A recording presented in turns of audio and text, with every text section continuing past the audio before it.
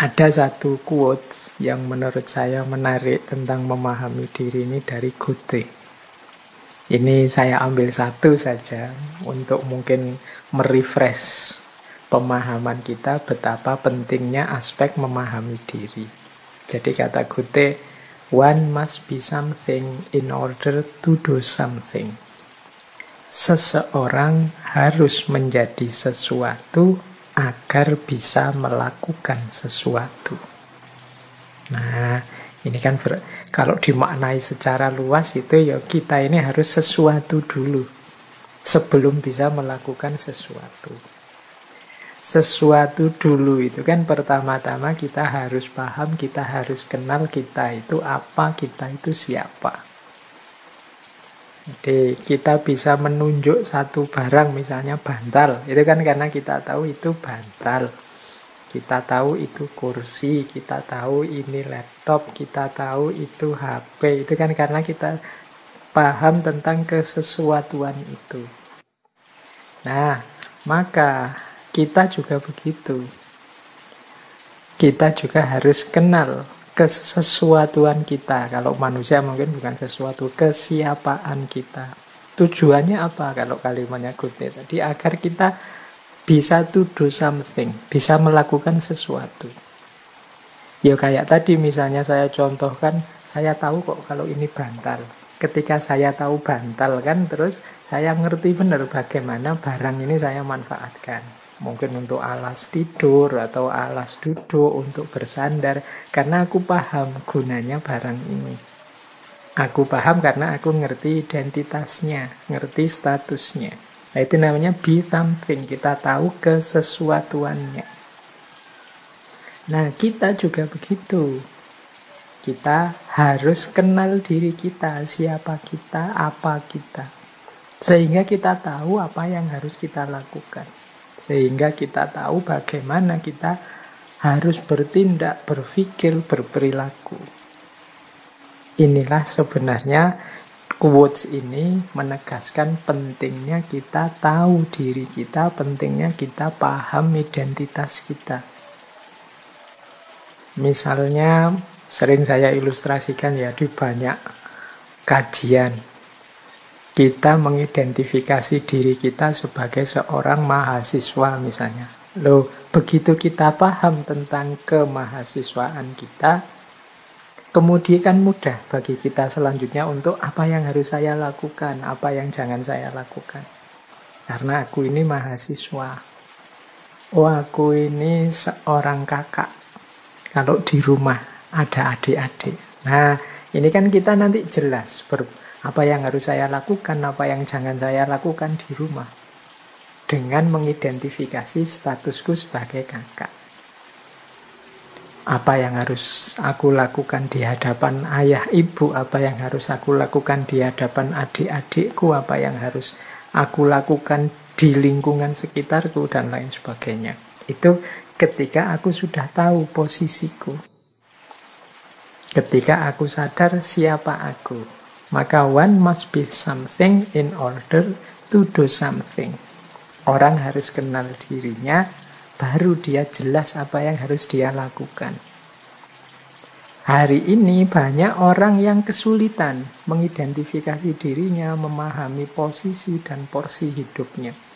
Akhirnya dia sulit mengenali dirinya. Yang bisa dilakukan hanya ikut arus ke utara, ke selatan, yang lain ke utara, ikut ke utara, yang lain ke selatan, ikut ke selatan. Tidak punya pendirian, tidak punya patokan. Aku ini siapa, maka yang harus aku lakukan apa. Sehingga kadang-kadang, ini nyuwun sewu, kadang-kadang ada orang itu yang makomnya masih murid, tapi gayanya kayak guru. Makomnya masih awam, tapi gayanya kayak orang alim. Atau sebaliknya, harusnya dia orang pinter, orang alim. Tapi kok gayanya kayak orang tidak tahu apa-apa, tidak peduli kiri kanan, dan lain sebagainya. Padahal dia harusnya yang memberi petunjuk pada umatnya, dan lain sebagainya. Ini menurut saya pentingnya orang sadar dan paham dirinya. Dengan kita kenali diri kita, kita pahami identitas kita, Di sanalah jelas bagi kita selanjutnya apa yang harus kita lakukan dan apa yang jangan kita lakukan. Mana yang wajib jadi tanggung jawab kita dan mana yang ini tidak seharusnya saya lakukan. Nah, oke. Kalau teman-teman nanti bekerja di perusahaan, di lembaga, di organisasi apapun, itu kan juga harus jelas. Ini saya posisinya apa, tugasku apa. Jadi job description-ku apa sesuai dengan jabatan yang aku emban. Kalau di kampus misalnya, kalau dekan itu tugasnya ini. Kalau ketua jurusan, ketua program studi itu tugasnya ini. Kalau yang staff tugasnya ini dan lain sebagainya. Itu kan dia bisa melakukan tugasnya ketika tahu posisinya apa. Inilah pentingnya orang mengenali dirinya, paham status dan identitasnya. Baik, kita lanjutkan. Nah, sekarang kita awali dari definisinya. Ada banyak sebenarnya definisi-definisi yang menjelaskan tentang identitas ini. Jadi ada yang mendefinisikan identitas itu di slide yang saya tampilkan, saya ambil contoh 3 saja. Meskipun ada banyak sekali definisi tentang identitas yang menjadi penciri masing-masing orang. Identitas itu adalah satu konsepsi diri, hasil refleksi kita, atau satu citra diri yang kita simpulkan dengan dasar tertentu. Misalnya dengan dasar keluarga, dengan dasar gender, dengan dasar budaya, dengan dasar etnis, dan lain sebagainya. Ini identitas. Maksudnya definisi ini, identitas itu citra diri kita, konsep kita tentang diri kita. Yang itu kita ambil biasanya itu dari berbagai sumber. Misalnya, saya itu dari keluarga ini loh, saya itu terahnya ini loh, saya masih keturunan ini loh. Nah, ini menegaskan identitas berdasarkan keluarga. Atau berdasarkan etnis. Saya orang Jawa. Saya Sunda. Saya Bugis. Saya Madura, dan lain sebagainya. Ini kan konsep diri, citra diri yang kita simpulkan tentang diri kita berdasarkan etnis kita, berdasarkan budaya kita. Ini definisi pertama. Jadi, kalau berdasarkan definisi ini, berarti nanti diri kita ini punya citra sendiri sesuai kesimpulan kita, konsep yang kita buat untuk diri kita. Saya itu Muslim, Indonesia, Jawa. Nah, ini kan konsep kita tentang diri kita. Jadi karena Jawa itu gaya saya begini. Karena Muslim yang saya lakukan ini. Karena Indonesia yang saya perbuat dan aktivitas saya ya tentang ini dan lain sebagainya. Nah, ini definisi pertama. Ada lagi definisi kedua tentang identitas. Kalau ini lebih dalam, identitas itu didefinisikan sebagai distinct personality of an individual regarded as a persisting entity. Jadi kepribadian itu satu personalitas, identitas itu satu kepribadian yang khusus dari seseorang yang dianggap sebagai sesuatu yang menetap. Kalau tadi yang di definisi pertama, identitas itu kan sesuatu hasil relasi kita dengan yang di luar diri.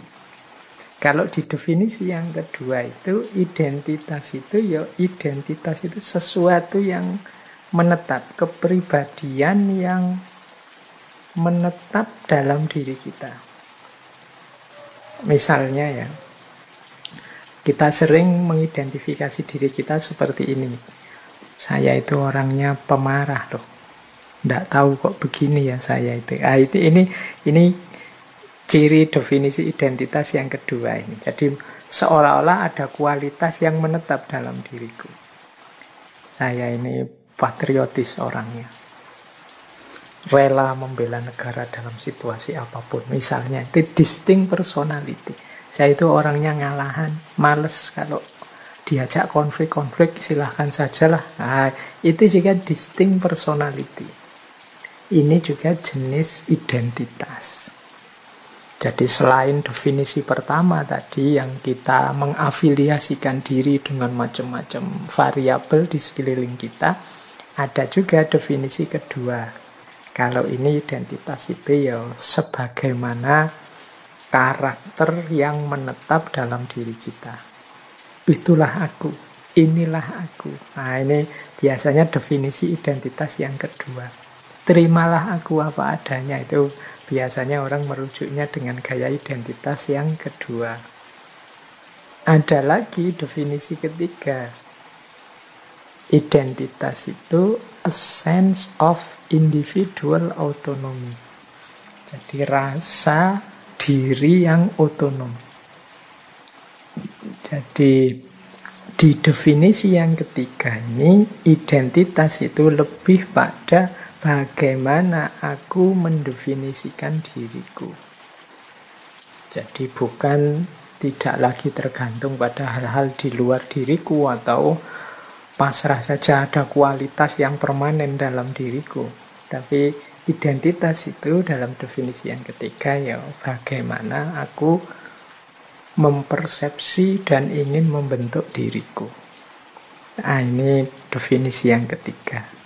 Jadi identitas itu ada kalanya hal-hal yang ditambahkan dalam diri kita karena relasi kita dengan yang di luar diri. Ada kalanya identitas itu dianggap ya karakter, dianggap sebagai ciri yang khas unik dari diri kita. Ada yang menganggap ya identitas itu adalah cermin dari kebebasan kita untuk membentuk diri kita seperti yang kita inginkan. Jadi ini 3 definisi dari identitas.